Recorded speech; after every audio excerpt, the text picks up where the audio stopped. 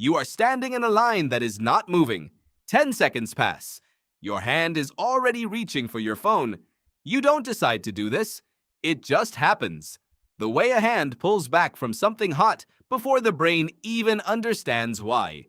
Most people call this habit. The real answer is far stranger. That reflex is roughly 2 million years old, and it once meant the difference between living and starving. Boredom did not arrive with smartphones or television or even with cities. It is one of the oldest alarms your brain knows how to ring. Psychologist John Eastwood at York University defines it as the unfulfilled desire for satisfying activity. Not the absence of activity, the absence of meaning inside it. Why would evolution build a system that punishes you for doing nothing? Picture your ancestors 80,000 years ago, not hunched in a cave the way cartoons like to draw them, in the open, scanning. Biological anthropologist Herman Ponzer has measured how the Hadza foraging communities of Tanzania actually spend their days, and found that finding food often takes only a few hours. The rest of the day is open, unstructured, available. For a brain shaped by natural selection, that openness was a liability.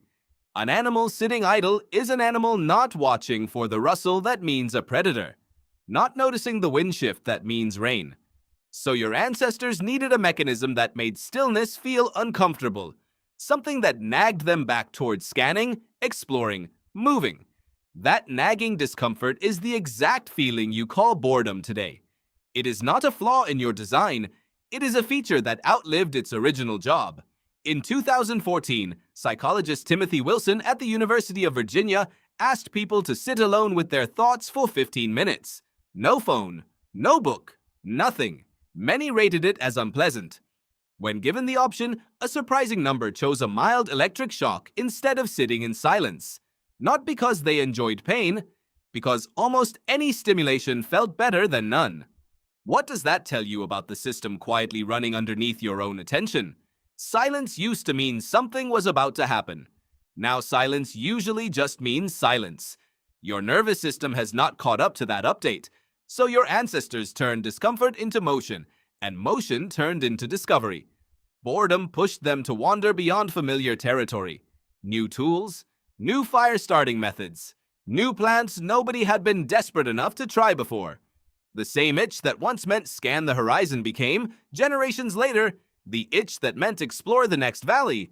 Boredom may be one of the quiet engines behind human curiosity itself. Now look at what you do the moment that same old alarm goes off in your own chest. The line that isn't moving. The 5 minutes before sleep with nothing scheduled. Your hand still reaches for stimulation, the exact reflex that once sent a forager's eyes scanning the grass. Except now it has almost nowhere productive to go.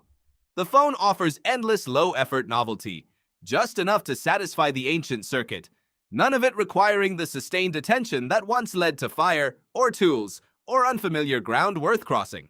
You are using a 2-million-year-old alarm system to summon short videos. That is not a failure of willpower.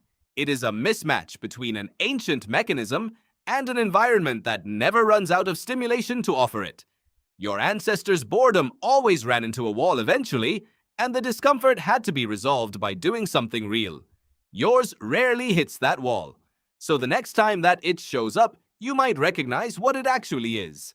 Not a malfunction, a message from a very old part of your brain, one that kept your ancestors alive by making stillness intolerable. You are standing in a line that is not moving. 10 seconds pass. This time, before your hand reaches for the phone, you wait. Not because the discomfort disappears, because you finally understand where it came from.